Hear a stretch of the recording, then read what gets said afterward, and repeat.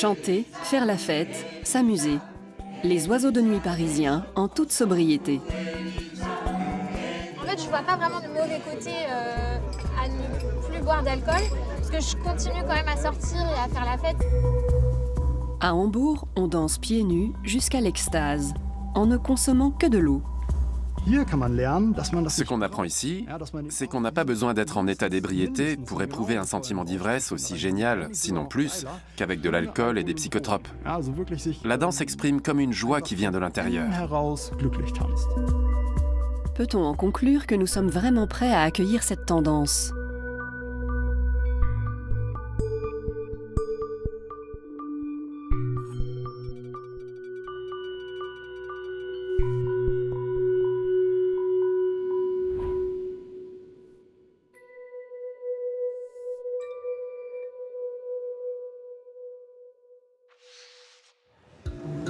Marius Bayer apporte une dernière touche aux préparatifs de sa soirée. Dans quelques heures, les participants atteindront ici l'état d'extase, grâce au pouvoir de la danse, exclusivement. Les gars, ça va être méga cool, j'ai trop hâte. C'est parti. Ah oui, c'est vrai, on a toutes ces tables-là. Vous pourriez installer l'hôtel dessus? Marius peut compter sur l'aide de sa communauté de danseurs. Ici, la consommation d'alcool et de stimulants de toutes sortes, c'est tabou.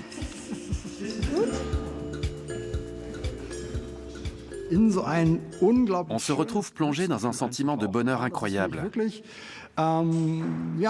Pour moi, c'est même une aventure spirituelle, car je vis pleinement l'instant présent.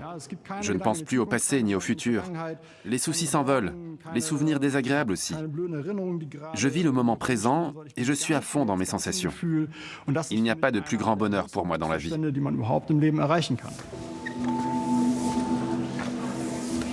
L'espace est balayé à fond, car on se déhanchera bientôt sur la piste, pieds nus. Tout se fait en silence et dans un esprit d'équipe assumé. Tout le monde doit se sentir à l'aise et bienvenu. On a des lycéens, des étudiants, des artisans, des avocats, des enseignants. On attire des gens d'un peu tous les milieux.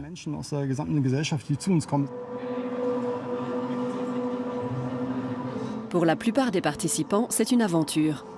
Ils ne savent rien de ce que leur réserve cette première fois.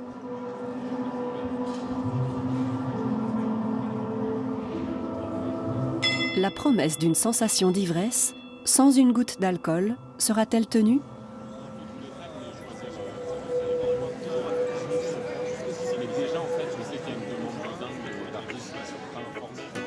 Un jeudi soir à Paris. Joséphine Urtu et son ami Rodolphe se rendent dans l'un des plus anciens cabarets de la butte Montmartre. Joséphine est autrice, compositrice, interprète. Aujourd'hui, elle se produit sur la scène du mythique Au Lapin Agile.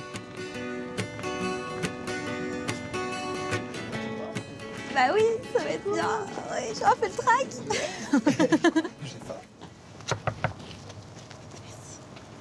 Elle a une demi-heure pour se préparer. Une coupe de champagne pour vaincre le trac et déstresser ? C'est hors de question pour cette chanteuse qui ne boit jamais d'alcool. Je pense que ça me permet d'être plus connectée à moi, parce qu'en fait, je peux pas me cacher. Donc il y a quelque chose, en tout cas pour moi, qui s'est joué autour de l'honnêteté et de me dire, bah, je suis là et je suis en pleine conscience d'être là, d'offrir ça à d'autres personnes.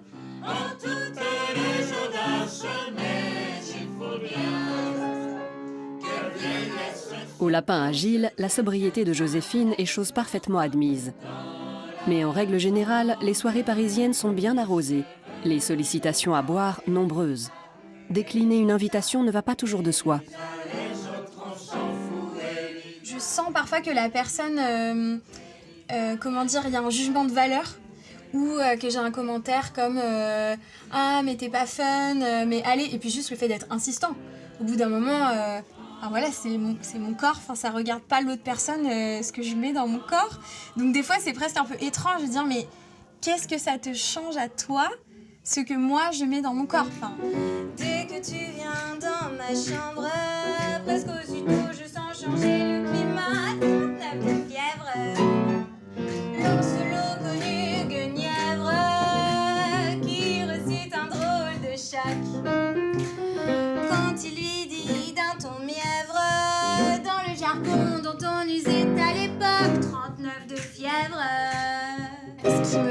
dans une soirée, c'est de pouvoir déjà avoir des discussions intéressantes avec les autres et puis pouvoir me défouler, pouvoir danser ou là comme ici chanter en chœur et pouvoir être surprise, le fait qu'il se passe des choses que j'attendais pas. Je m'en irai de sous un pont, je m'étendrai de tout mon long. La France a longtemps été considérée comme le pays des grands amateurs de vin. Mais les temps changent et 15% de sa population a complètement renoncé à l'alcool. Une tendance qui ne fait que s'affirmer.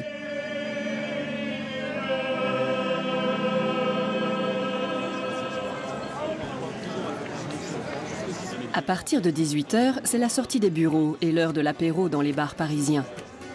Joséphine retrouve des amis en terrasse. Quant aux boissons alcoolisées, très peu pour elle. Alex Silvaï. Moi, je vais prendre un kombucha. Et un club, vas-y. Super, parfait. Merci beaucoup. Et santé. Il y a 2 ans encore, Joséphine n'aurait jamais pu imaginer ses sorties entre amis sans alcool. Un beau jour, elle a décidé de ne plus boire et maintient ce cap depuis. En fait, je vois pas vraiment de mauvais côté à ne plus boire d'alcool, parce que je continue quand même à sortir et à faire la fête. En fait, j'avais une consommation qui était vraiment excessive et qui me prenait beaucoup d'énergie. Et c'est vrai que ça me manque pas du tout. Et c'est chouette aussi d'être là toute la nuit et d'être complètement conscient et vif et de ressentir presque ce regain d'énergie au bout d'un moment. C'est complètement différent, ouais. Avant, Joséphine buvait de l'alcool plusieurs fois par semaine et cela faisait tout naturellement partie de son quotidien. C'est pendant ses études qu'elle avait pris cette habitude. Des battements de cœur. Je pense que c'était beaucoup lié au fait de se défouler, au fait aussi de faire comme tout le monde, que c'était vraiment un marqueur de cohésion sociale. Donc quand j'étais en études, en fait, tout le monde buvait de l'alcool. La fête, ça allait avec l'alcool. Il y a aussi, je trouve, dans l'alcool et dans trop d'alcool, enfin surtout dans trop d'alcool, cette envie aussi de vraiment se dire ok, là, je suis que dans le moment présent, j'oublie tout le reste, je vais un moment dans un extrême, il y a quelque chose un peu dionysiaque. Petite escapade en Ardèche. C'est ici que se trouve le seul camping de France où l'on ne consomme pas la moindre goutte d'alcool. Delphine Courget en est la gérante. Elle connaît personnellement la plupart de ses clients qui sont des habitués. C'est dans cet endroit unique qu'ils reviennent se ressourcer année après année. L'alcool, lui, il n'a rien à faire sur ma table, quoi. J'ai tout ce que je veux là autour de moi. Donc j'ai pas besoin d'aller voir plus loin. Il est là mon petit bonheur à moi. C'est d'être entouré de tous les gens que j'aime. Tous ceux qui sont sur le camping, c'est des amis, c'est la famille maintenant. Donc l'alcool, c'est pas ma famille. Ma famille, ils sont là. Comme presque tous ces estivants, Delphine ne sait que trop bien ce que lutter contre l'alcoolisme veut dire. Pour elle, dire non à l'alcool est devenu un principe de vie incontournable. En tout cas, il est bien ton couteau. Regarde, moi je trouve bien vu. Ça devient naturel de boire un verre de coca, un verre d'eau. On a dépassé le stade du manque de la boisson.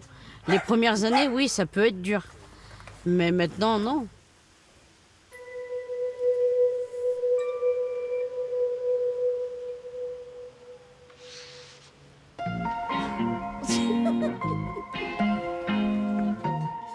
Le lendemain, Delphine et son mari Sébastien se mettent au travail. Le camping est géré par la Croix-Bleue française, une association qui vient en aide aux personnes souffrant d'alcoolisme. Allez, on va être dans la 7. Alors, la 7, elle est... Vous allez passer vers le derrière du camping-car en voiture. D'accord. Je vous laisse me suivre. Ouais, Comme ça, ouais, je ouais. vous indique vos quartiers. Ok, d'accord. Allez. Delphine est à la manœuvre à titre bénévole. Avant elle, c'est son père qui dirigeait le camping. Il s'était fixé pour but d'aider les personnes à sortir de leur dépendance. Pouvez-vous mettre là pour la vider la voiture? Moi, mon but aujourd'hui, vu que je m'en suis sortie, c'est d'apporter de l'espoir aux gens et de les tirer vers le haut et de leur dire suivez-moi, je vais vous aider et ensemble, on va faire pour que vous puissiez vivre, tout simplement. Voilà, le mot c'est ça, c'est vivre, mais vivre sans l'alcool. Voilà, la clé je te la laisse sur là. Ouais. Christophe sort tout juste d'une cure de désintoxication. Il est venu chercher le calme. Voilà, ouais. Ton chien, la règle fondamentale, je suppose que tu le sais, c'est pas d'alcool, Bah voilà, c'est pour ni ça que je suis dedans, ni dehors. Voilà, c'est pour ça que je suis là. Si j'étais dans un autre camping, j'aurais été tenté et j'aurais pas pu m'arrêter, quoi. Voilà. Que là, je sais que j'ai une semaine où je vais pas boire, donc je vais pas consommer, donc c'est très bien, quoi. Et puis après, je veux que ça réussisse, quoi. Tu verras qu'ici, l'espoir est permis. Si nous, on y est arrivé, tout le monde peut le faire. Oui, carrément. Et tu verras qu'ici, il n'y a pas de jugement, bien au contraire. Tu verras, c'est un petit coin, je l'appelle petit coin de paradis, mais tu m'en rediras des nouvelles, mais je pense que tu seras d'accord avec moi. Voilà, merci. On va faire le casse-croûte? Ouais, on va les manger maintenant. Le camping n'est ouvert que 2 mois par an. Pour Delphine et Sébastien, c'est un lieu de travail en même temps que de villégiature.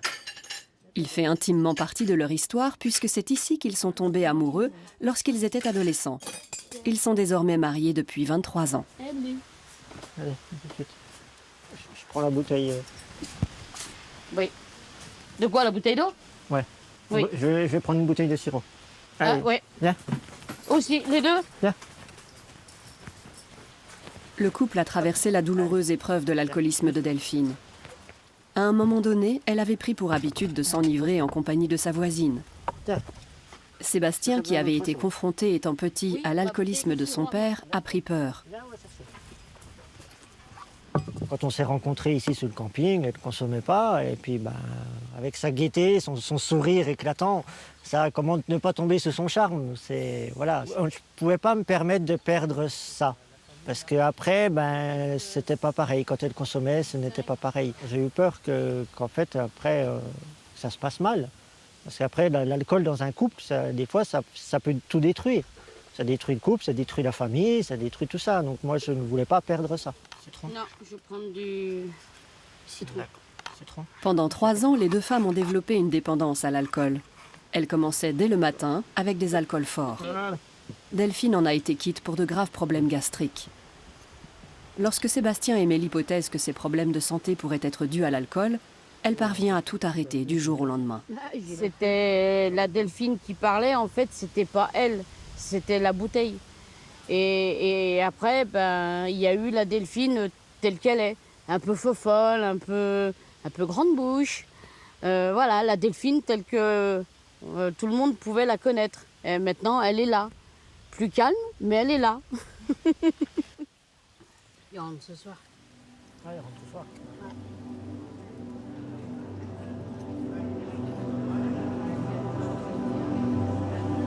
À Hambourg, Marius accueille ses invités à l'Ecstatic Dance Party. Salut tout le monde. Bienvenue à Nirva Dance, la soirée dansante la plus cool de la ville. Je m'appelle Marius et je suis super content que vous soyez tous venus.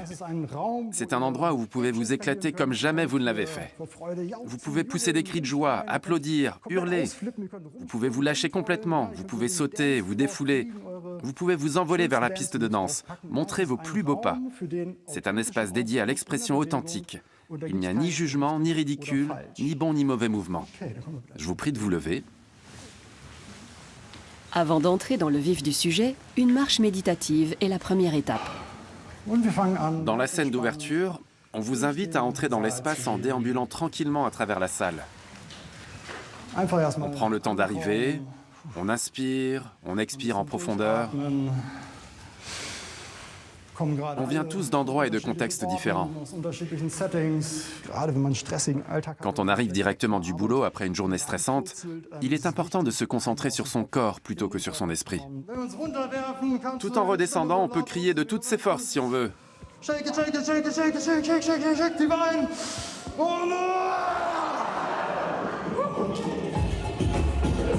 Les corps s'animent.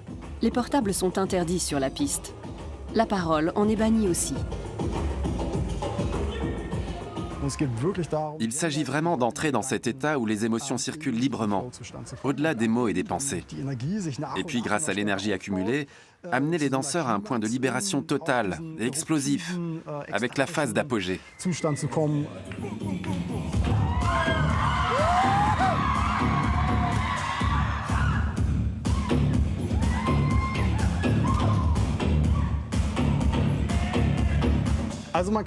On peut donc dire de manière générale que cette histoire est une réinvention du plus ancien ou de l'un des plus anciens rituels de l'humanité. Il s'agit tout simplement de danser ensemble de manière vraiment géniale. Sauf qu'autrefois, c'était autour d'un feu de camp avec des tambours et des didgeridoo ou des flûtes en os, et que maintenant, c'est avec de la musique électronique. Tout est amplifié. Mais ici, on sait aussi à l'occasion se passer de musique mixée sur place par un DJ. Marius a une autre corde à son arc. C'est le didgeridoo.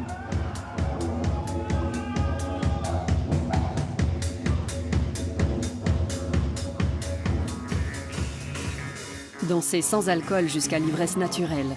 Les invités de Marius sont sans doute de véritables précurseurs. Les Allemands ont diminué leur consommation d'alcool dans l'ensemble, mais ils consomment tout de même 88 litres de bière par habitant et par an.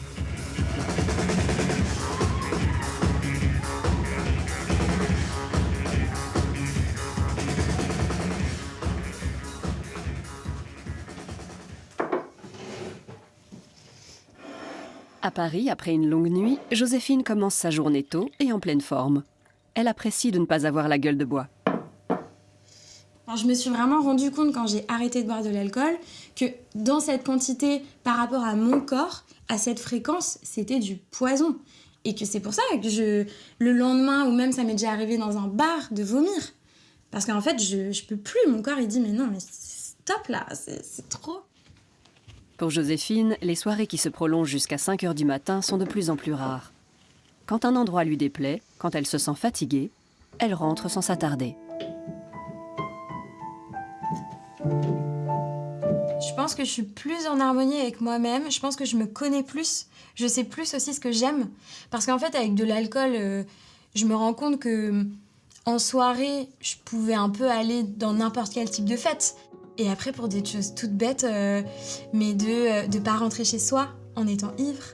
En fait, ça, c'est chouette. Alors, j'ai une voiture et voilà, je m'inquiète jamais de savoir si je vais pouvoir conduire ma voiture ou pas. Je t'ai pris un café. Oh, merci. Ça va? Ça va et toi? Oui. Ça. Merci. C'était cool hier? Oui, c'était trop bien. J'ai fait des nouvelles chansons et tout. C'est vrai? Mais oui. Joséphine et Émilie se sont rencontrées dans le milieu des artistes. Émilie accompagne Joséphine au piano depuis longtemps.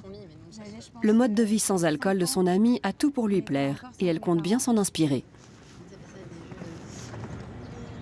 En tant qu'artiste, ça m'arrive quand même régulièrement de me retrouver avec des amis, d'autres amis artistes aussi, de boire un verre de vin, de boire une bière.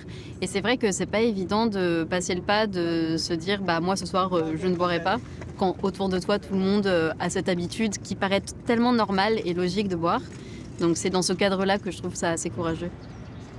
C'est vrai que c'est très ancré dans la culture française. Il y a quand même aussi ces idées de dire « Ah oui, mais un verre de vin par jour, c'est quelque chose qui est bon pour la santé. » Et en fait, aujourd'hui, on sait que non. Ça fait aussi partie du terroir français et c'est quelque chose que... C'est aussi pour ça, je pense que c'est tabou, parce que ça veut dire « Ah, mais ne pas aimer l'alcool, c'est ne pas aimer le vin, donc c'est ne pas aimer la tradition française. » Et oui, bah, je trouve ça dommage qu'en effet, bon, c'est jamais remis en question. Oh oui.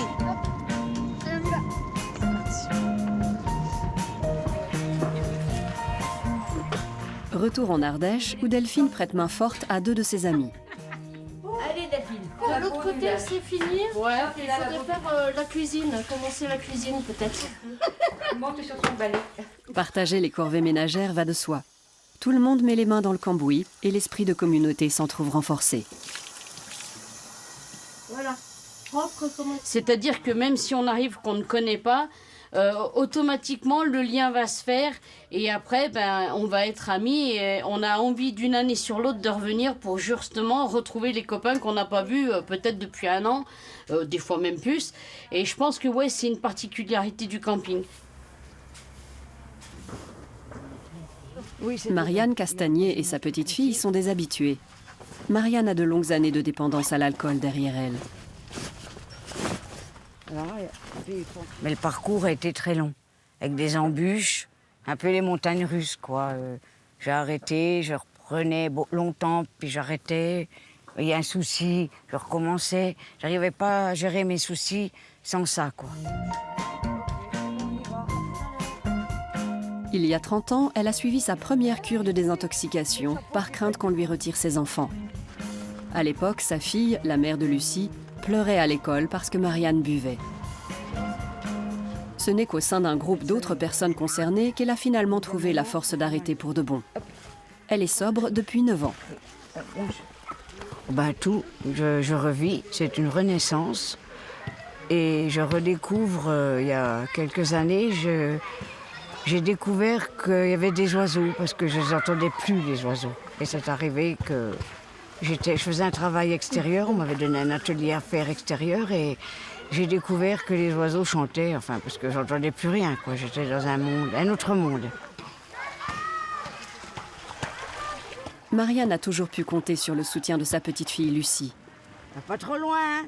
En marge de ses études, Lucie essaie de passer le plus de temps possible avec sa grand-mère. Elle ne boit pas du tout d'alcool. Merci bien, madame. Au niveau de la société, il faudrait plus en parler parce que ça pourrait vraiment changer énormément de choses.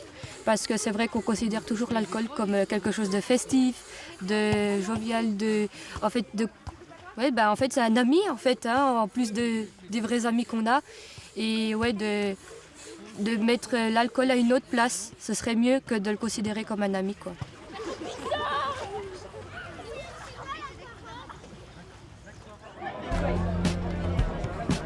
Violaine et Joséphine arpentent les rues de Paris, mais dans un but précis. Elles veulent tester un bar éphémère où l'on sert des boissons originales sans alcool. Enfin un endroit où Joséphine n'a pas l'impression de faire bande à part. Parfois, en effet, j'ai l'impression qu'il y a des personnes que ça met mal à l'aise. Comme on pourrait dire, je suis végétarienne et puis la personne se questionne sur sa consommation de viande parce que c'est pas écolo, etc. C'est comme s'il y avait un jugement de valeur que je portais sur la consommation de l'autre personne. Alors que moi, je fais ça pour moi parce que c'est un choix que j'ai fait moi et par rapport à une envie. Et en plus, je suis pas militante ou engagée. Benoît Donofrio, alias le sobrelier, propose à sa clientèle des recettes de boissons sans alcool qui sont aussi ses créations. Le sommelier reconverti n'est pas à court d'inventions. Trop bien. Oui, moi j'avais juste une question. Est-ce que du coup c'est infusé ou est-ce que c'est à base de jus de ces différents ingrédients ou comment? Ce sont différentes techniques d'extraction d'arômes et de texture. Je vous laisse le cas. Depuis 3 ans, il expérimente différentes techniques de fermentation, associant des ingrédients tels que la tomate, la groseille et la feuille de figuier. La fermentation, je crois, permet aux ingrédients de prendre encore plus le temps de se rencontrer et de se fondre les uns dans les autres. Parce que ce que je recherche, ce sont des boissons qui vont offrir un éventail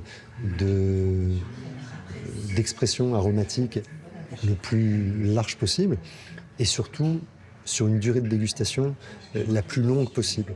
Je cherche à faire des boissons qui s'ouvrent après qu'on les a servies, qui évoluent aussi en bouteille. Benoît est un alcoolique repenti. Il trouve qu'il y a beaucoup trop peu de boissons sans alcool qui ont un goût aussi recherché qu'un bon vin. Il compte bien faire évoluer les choses. Même principe pour les deux cuvées. Dans son bar, tout le monde doit être heureux. Comme Together, et travailler autour de la Reine Claude, de la Mirabelle et de l'Estragon. Ça permet à n'importe qui ferait partie d'un même groupe, de ne pas avoir à dire qu'est-ce que vous avez sans alcool. Et pour quelqu'un qui boit de l'alcool, ça lui permet aussi de ne pas avoir à dire. Et pour moi, qu'est-ce que vous avez? En fait, les gens choisissent librement et peuvent partager un même moment au même endroit et sans avoir à interroger leur singularité. Ça fait pas très sucré du coup le vin. C'est bon, hein. C'est vrai que ça fait presque... Joséphine espère qu'à l'avenir, les gens se rendront compte qu'ils sont libres de choisir. La santé mentale, physique, ça devient un thème plus important. En fait, et du coup, j'ai l'impression que oui, les gens sont un peu plus réfléchissent à ça. Et d'où ce qui explique aussi parfois des réactions un petit peu véhémentes sur l'alcool et que c'est un thème qui est compliqué. Parce que c'est comme s'il y avait... peut-être que les gens se rendent de plus en plus compte qu'il y a une incohérence, qu'en même temps, ils ont envie de faire la fête et d'être fun, etc. Et en même temps, ils ont envie de prendre soin de leur santé.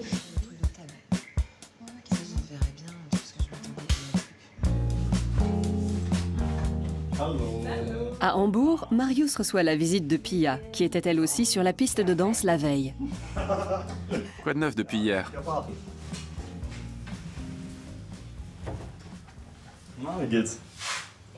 C'était génial hier.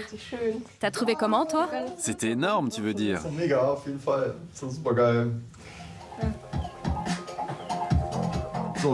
Bon, alors maintenant, on enlève vite ça du milieu. Vite, parce que la phase suivante arrive. Super. Et ensuite, on enlève ça. Marius forme la future DJ qu'est Pia. Elle mixe régulièrement lors de ces événements. Très bien. Super. La danse extatique a changé la vie de Marius. Avec des amis comme Pia, Marius préfère aujourd'hui boire du chocolat chaud. Mais l'alcool a longtemps fait partie de son mode de vie axé sur la carrière. Sa dernière expérience était dans une start-up Bitcoin. Travailler dur et s'amuser dur, c'était notre devise. On trimait parfois 60-70 heures par semaine. Et c'était en partie aussi un mécanisme de compensation. À un moment donné, il ne s'agissait plus simplement de prendre un verre entre amis. Je faisais vraiment beaucoup la fête pour compenser le stress que j'avais au travail. Lorsque Marius a découvert l'ecstatic dance il y a 10 ans, il s'est rendu compte qu'il n'était pas heureux. Il avait toujours essayé dans sa vie de répondre aux attentes des autres. Il a changé son fusil d'épaule et travaille depuis comme musicien, DJ et organisateur d'événements.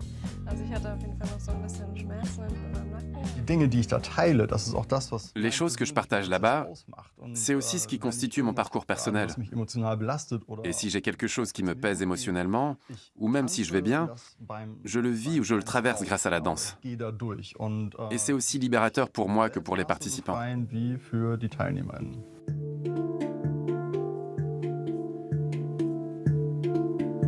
Selon Marius, il existe 1001 manières de lâcher prise. Parfois même tout doucement, en étant chez soi. C'est une pratique qui permet d'apprendre que l'on porte déjà en soi tout ce dont on a besoin pour être vraiment heureux. Très souvent, il ne s'agit pas tant de changer les choses à l'extérieur, mais plutôt son attitude intérieure envers les choses de l'extérieur.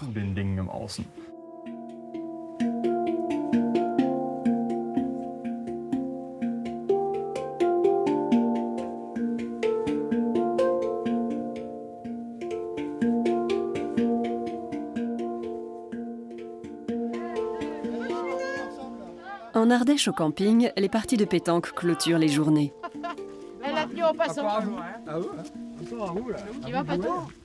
Delphine tient à montrer à tous ceux qui viennent ici qu'une vie sobre peut très bien être libre et épanouie. Combien là, faut qu'on remonte.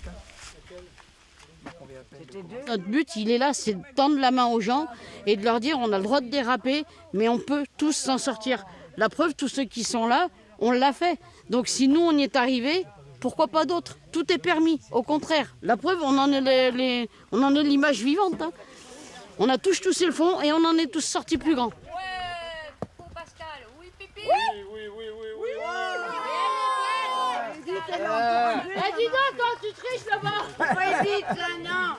S'amuser sans alcool, c'est non seulement possible, mais c'est même beaucoup mieux. Delphine en est convaincue.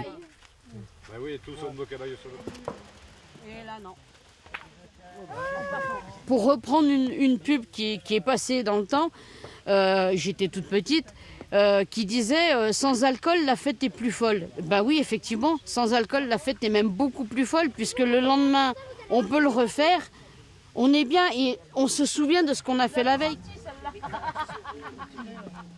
L'année prochaine, ils seront de retour au camping et ils célébreront la vie. Une vie sans alcool.